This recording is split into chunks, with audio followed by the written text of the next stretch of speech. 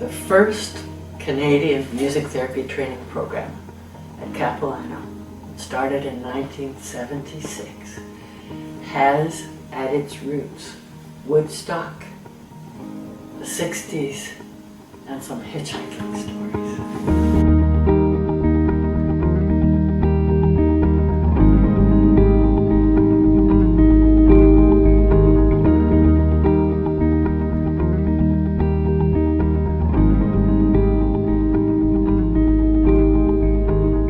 I first heard about music therapy when I picked up a hitchhiker, and he put those two words together, of music and therapy, and I swear I heard a click in my head of, that's it. There was a lot of synchronicity going on because there were stories of hitchhiking, of picking up people hitchhiking in Vancouver, and I had just moved to Vancouver the second day I had moved here in 1970, I guess. I picked up a hitchhiker, Shelley Stewart. It's a kind of remarkable story when I think about it, because I was living on Point Grey Road and I was going to play racquetball with a friend out at UBC, and it was back in the days when people hitchhiked, and I went out to Point Grey Road and stuck my thumb out, and amazingly a van was coming towards me. I want to say it was a Ford Econoline. It was an unusual van for Vancouver, and a woman was driving. I was going out there to just check out the university. And she told me about these people who had come to town, who were thinking about doing something, and it sounded intriguing. And she said, well, why don't you come to a meeting? We're going to have a meeting. And it was down on Point Grey. And so we ended up all being there together, this motley crew of people who had never met each other before. And we started brainstorming and talking about what we could do.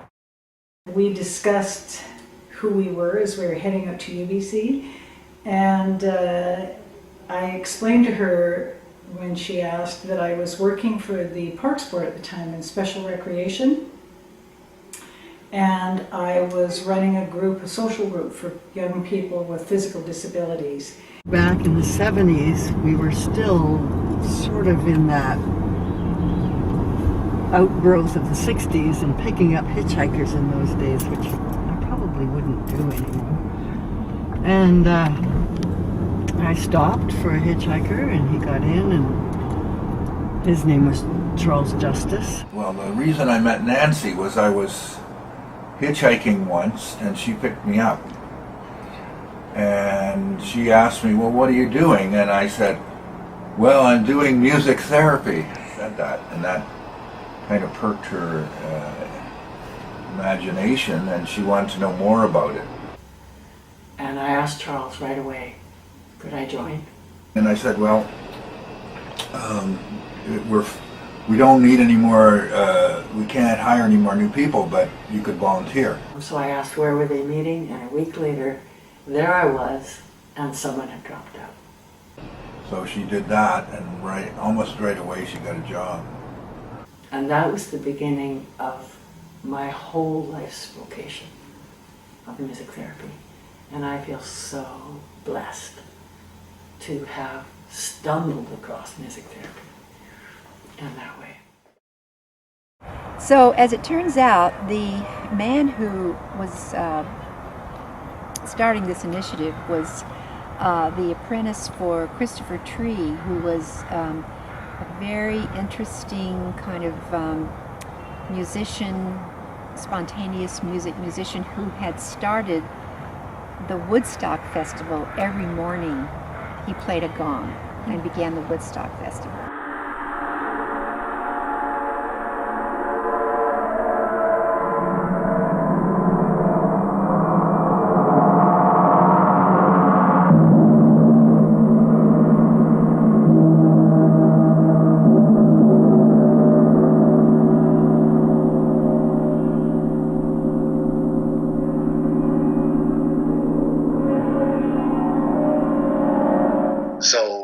And then what's, of course, another amazing experience is actually the opportunity to play music with him. It's like, it's just so special.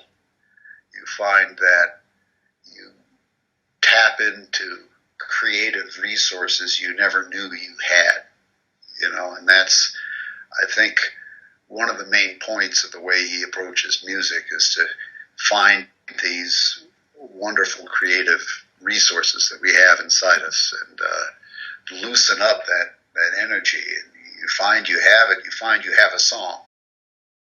And then I had a really interesting man working with me who had come to volunteer with the group, and his name was Michael Flez, and he was a musician. I am a great believer in the power of the gong.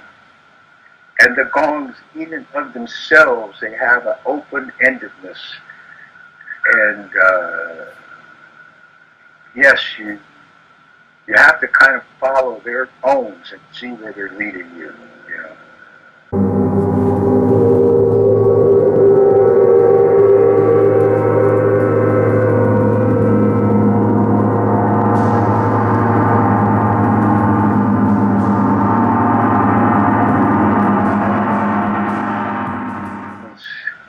I think that was my strong feeling about the spontaneity.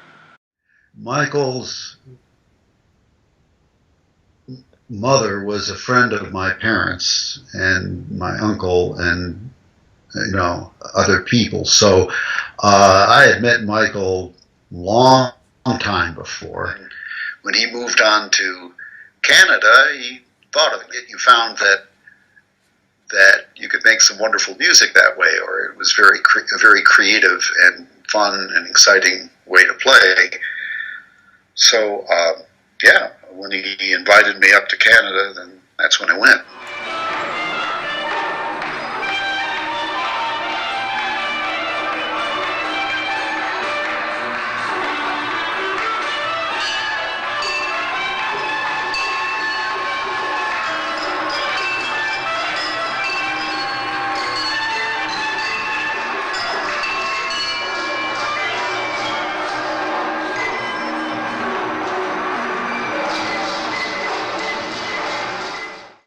We put together a whole collection of sound makers, really. We had some instruments. We had drums, we had flutes, we had, flutes from different countries as well as silver flutes. We had some classical instruments, but we also had things like really beautiful sounding pot lids and car parts that we hung on strings on this great big rack that we put together. We sort of screwed the parts together and took them apart at the end of a session.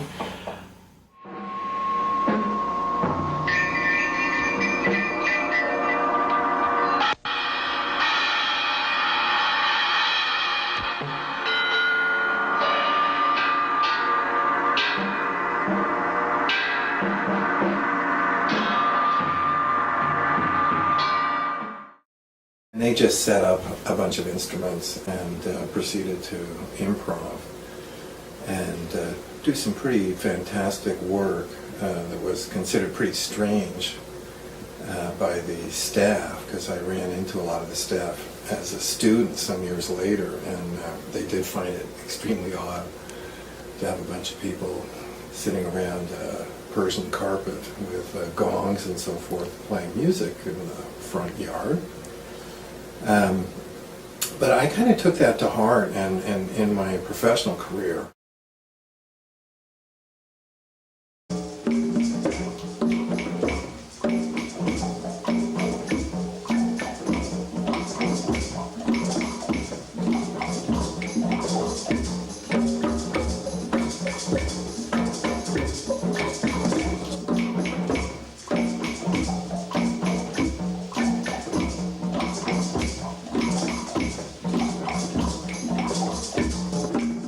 We had a group of 8. We would divide into 2 teams, and we'd load up all the instruments in these 2 different vans and went off to different places, set it all up again, invited the children and youth to come in and sit down, and there was a sense of ritual about the work. We made sure there was a sense of ritual. But what was always so magical to me was the tradition that Michael and John and Clark and Carolyn and Nancy and Charles and developed or kept repeating every time was the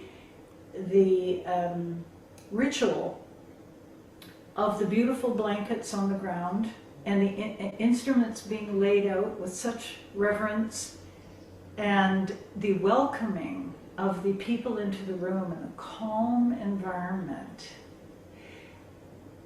And if people acted up a little bit here and there, as of course sometimes they would, it was very natural to keep the environment very peaceful, and so they kind of naturally settled down. And when they would approach the instruments, Michael, who was the leader in many ways, had such a deep respect for what was happening. It impacted everybody. Yeah, I think that time was special because it may have been the only time that could have happened where everybody was open to new things, and there was a real need, especially in special education, to break out of the box, and that did it. It was so obvious to everybody that it did it. I mean, there was, all the impediments, all the barriers just broke open because people could see it was working. And in fact, one of the boys in our special group, I felt he was a much better musician than I was. His instinct was just always so right on, and many times he would start off with something and we all join in with him, So I felt that made it how could you say, an experience that nobody had ever had before, that we were creating something that was just special for us and that was really new, So that was my feeling about the spontaneous music. We would go into a different world, it allowed us so much freedom to play like that. Something so special about that idea. And not only, socially, I think, but musically. The idea of, okay, everybody just listen as carefully as you can and find how you respond from your heart. And out of that, form is going to come. Out of that, communication. We don't have to say we're playing in the key of G, we're playing in F, you need to play these chords at this time. You don't have to do any of that. You just have to listen with your heart. And your instruments might not be in tune, but you'll find a way to make it work, to make it coherent, to make maybe some kind of scale that you've never heard before happen. It was total spontaneous free flow. Some of the high points of that for me was working at Woodlands, which was a residential care for people with mostly cognitive developmental challenges. And there was one particular unit where we took people off the unit and they were dual diagnosis. So there was a developmental issue as well as a psychiatric issue. And I remember us sitting with 8 clients, 4 staff, all improvising on this rack of medals and the flutes and drums. And at one point, one of us signaled to the other staff and said, "Stop playing." And the reason was because all of those 8 people were in sync with each other and they didn't need us. And I still remember that to this day. I'm like, oh my goodness, in order to do that, they are listening to each other. They're in that open place, they're self-regulated, and they are right in the zone of music. So one of the places Carolyn and I both worked together was UBC Bob Berwick Preschool that had been envisioned by the wonderful Wanda Justice. Children communicating with their bodies by their movement, the intervals between the sounds they make in the tonal patterns that they make, and getting a reply. And the best way of encouraging communication is to get a response for your communication. It's beautiful, the thing that happens in this. Yes.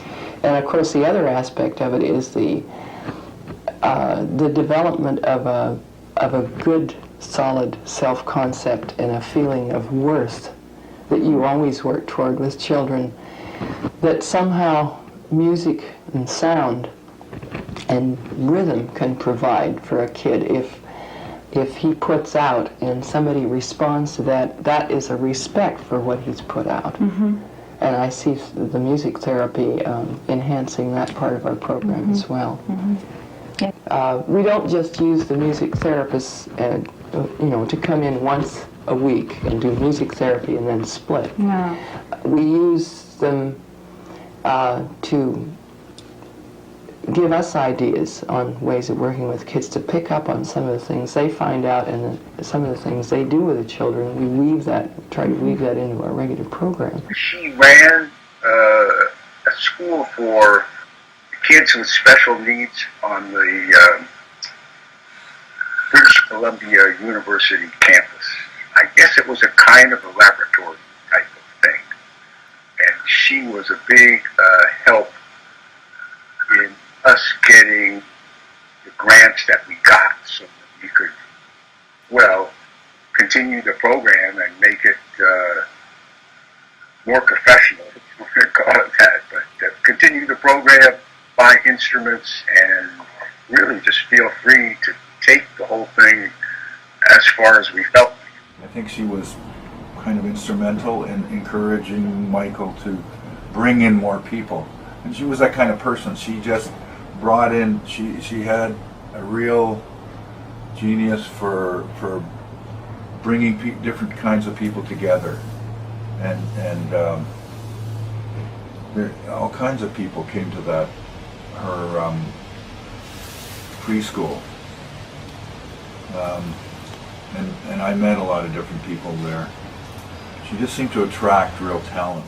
The research part of the Federal Health and Welfare Demonstration Project was to make a film. The emphasis is on expression of the self for the children, or for whoever you're working with.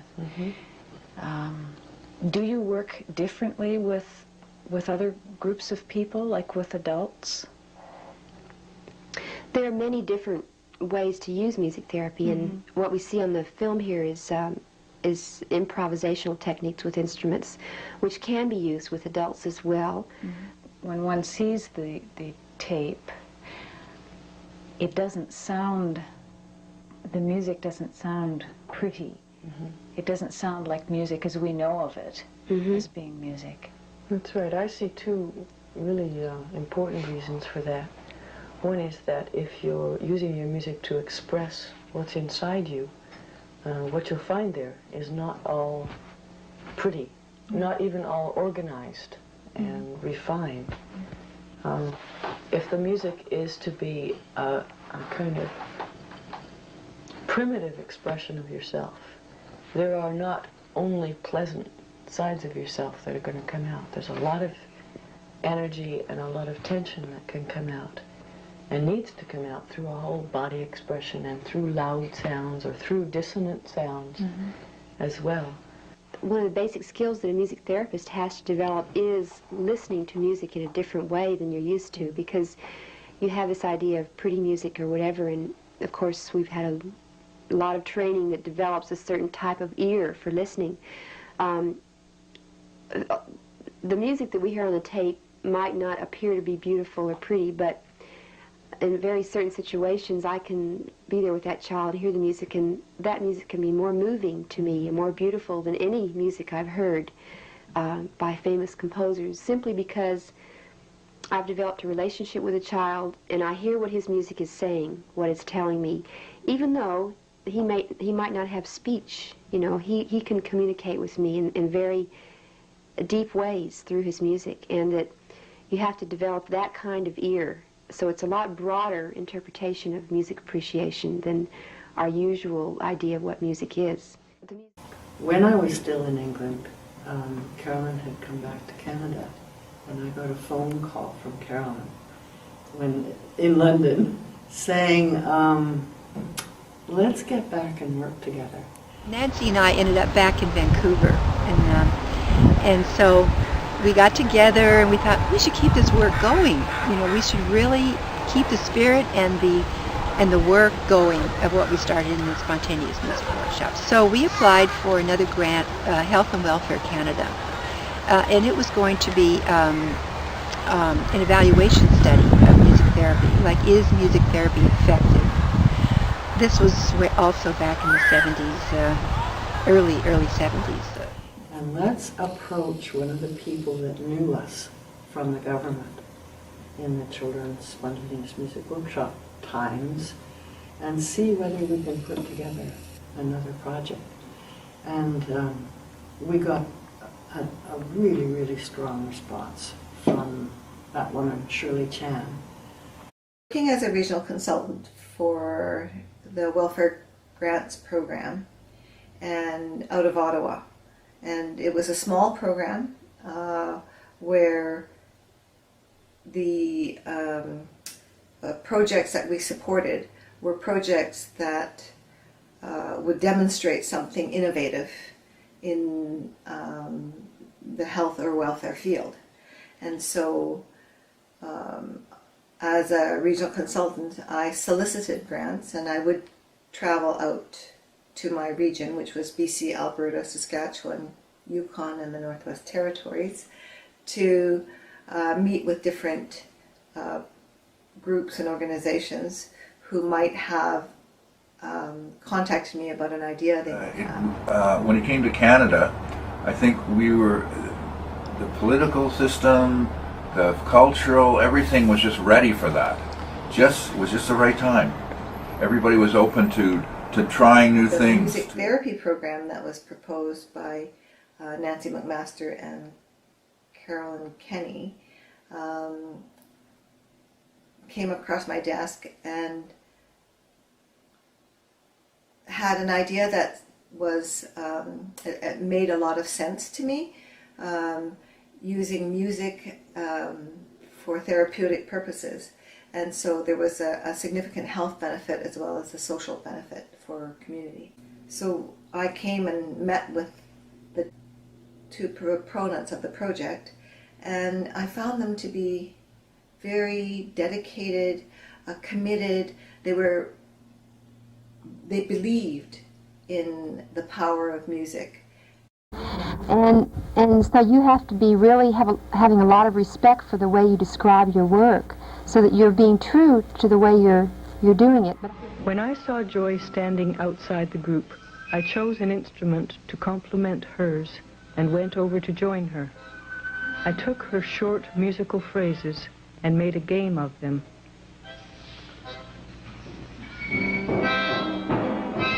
As a project officer, it was important that I also monitor the programs as they're going on. And, you know, the funding is renewed every year, even though it's a 3-year commitment.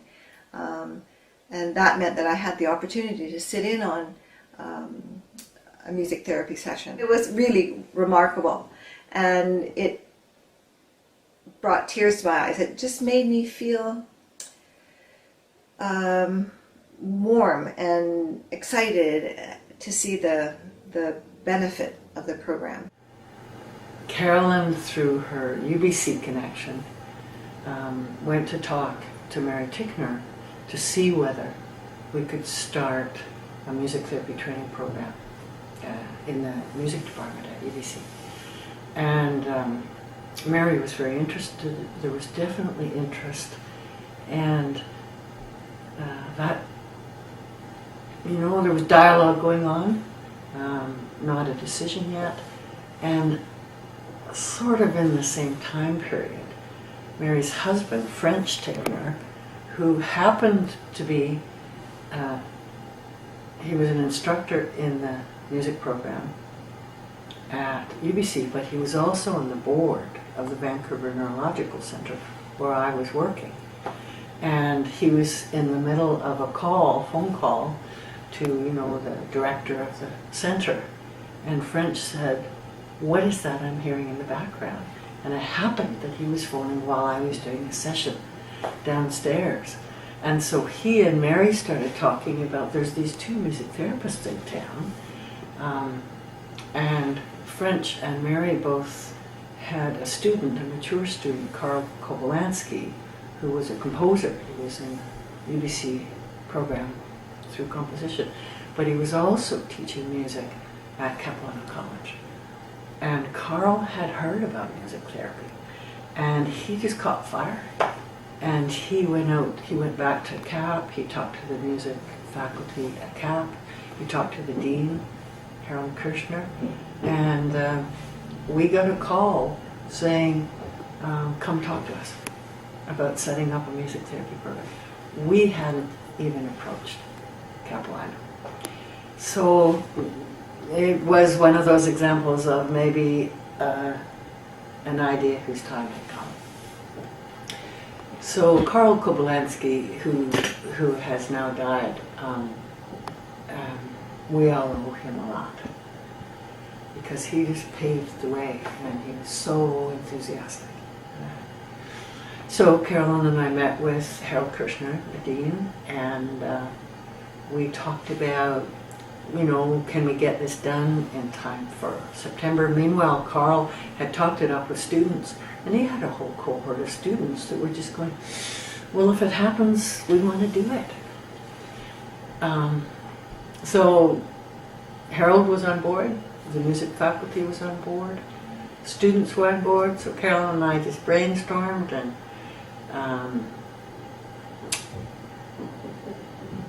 you know what, we just created our own program. We created our own vision of a program. Then all of a sudden we hear from another person who we didn't know, Karl Kobolansky, who was the director of, he was the coordinator of music program at Cap College. He said, "Oh, I've heard something about you're around the community trying to get a training program going in music therapy, and guess what? We're going to do it here." And Nancy and I just looked at each other like, "Whoa, Nellie." And so then we went out and met with Karl, and he just cleared the path and made it all happen.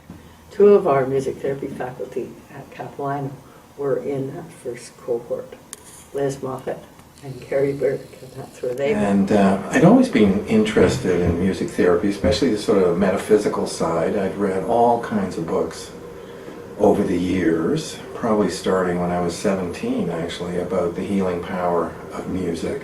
I heard about it through a friend.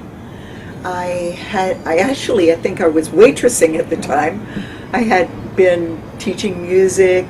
I'd been working in England for a time, working with special needs populations, doing music. I'd been working in preschools. Always music was a part of the picture for me. Probably doing a lot of improv and things that looked very similar to what we wound up doing in the music therapy program. And I was living in Vancouver and kind of between whether to go back to school or just, I didn't know what I wanted to do, and I was working as a waitress at the time to earn some money. And a friend told me about this new program opening up on the North Shore at some Capilano College, and that it was combining music and therapy. And I thought, that is perfect. That is just exactly what I'm interested in, just what I feel like I've been doing in some regards in my fashion for several years. And I didn't even meet anyone before registering. So when I came to music therapy at Cap College, after a year of music at VCC, and I think I arrived about a week before the class began. I just registered and eventually was called prior to September beginning, and I had to come up to Cap and do an audition. And no music therapist was there. It was Karl Koblansky, who was the head of the music program, and a couple of other music faculty who sat in on my piano playing. And then eventually I got to meet with Carolyn and Linda Falls, who was also a faculty member at the time in the music program. And that was my first contact with a music therapist. And so I guess this was kind of the final okay, going through these interviews to see if I'd be accepted into the program. So that was the fall of 1976, and I'll never forget it, coming into this room and meeting with, we were close to 20. It was a huge class. I was in the seat with my 20 classmates and Carolyn and Nancy. And we went off on an adventure that lasted a couple of years, a little bit more for me. And it was quite a ride back. Of course, as you know, I met Carrie in the program. We're still together after all these years. As some people know, I also met my wife in the back row. And one day I went over to pick up some instruments at her house, and well, we just met. And I think I moved into her place in the second year, start of the second year. And we've been together for a long time, 42 years, roughly speaking. So I got more out of the program than some other people did.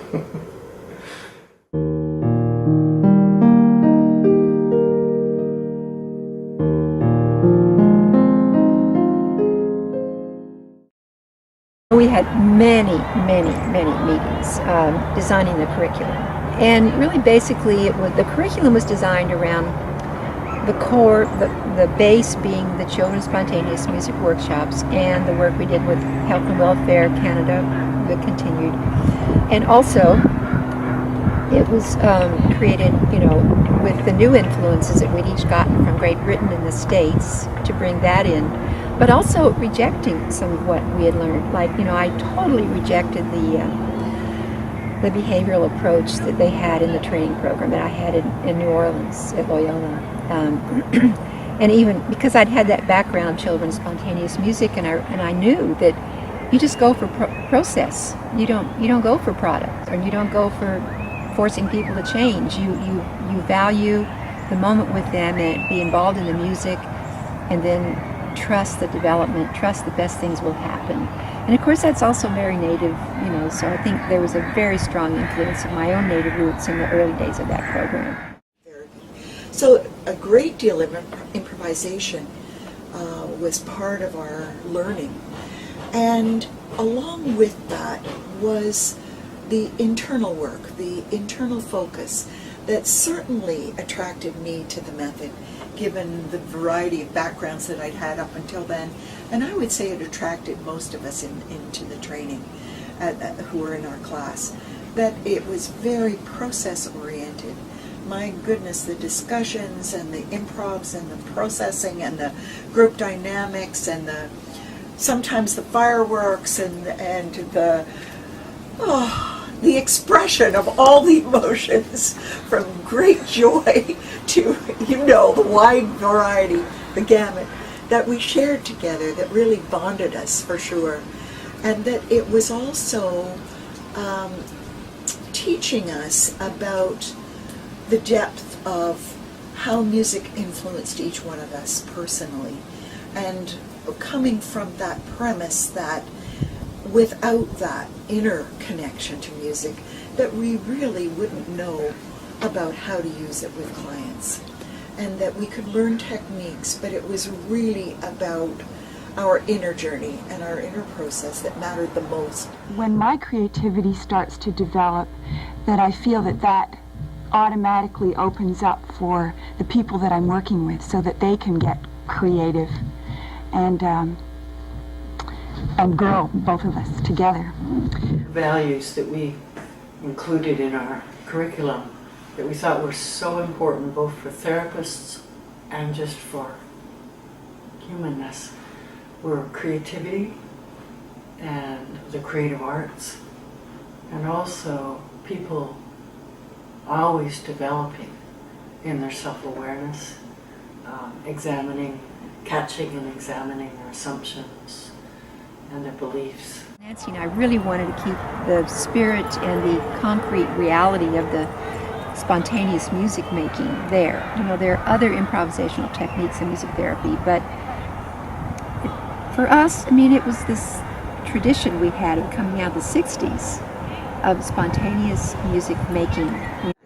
Those were the first early days. In fact, we went from term to term. We did not know if the next term was going to be approved by the ministry. So it was truly on faith that most of us were there at the beginning. We didn't know how long the program was going to actually keep going, although we knew that it was a 2-year program. It was designed to be a 2-year program. So, I think we were a whole bunch of mavericks in a way. So that's how Cap College actually started.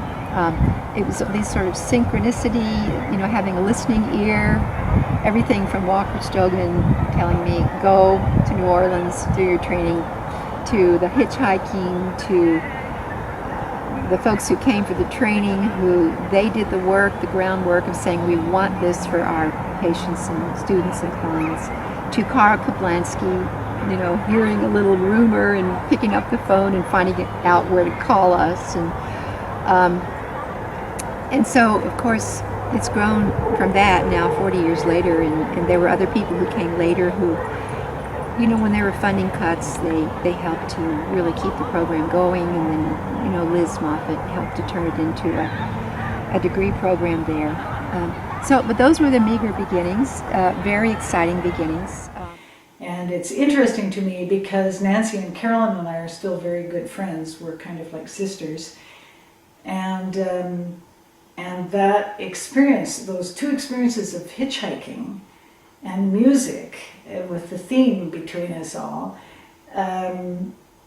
really changed all of our lives, and has had a really remarkable spin-off that's affected the lives of many, many people. You know, of course, Nancy and I just had so much fun. I mean, we just had a ball, you know, creating the program and teaching in it. I remember I wrote a letter to the federal government saying that youth project that you funded led to my vocation and my career, and led to the establishment of the first Canadian music therapy training program. It's wonderful. It's a wonderful story.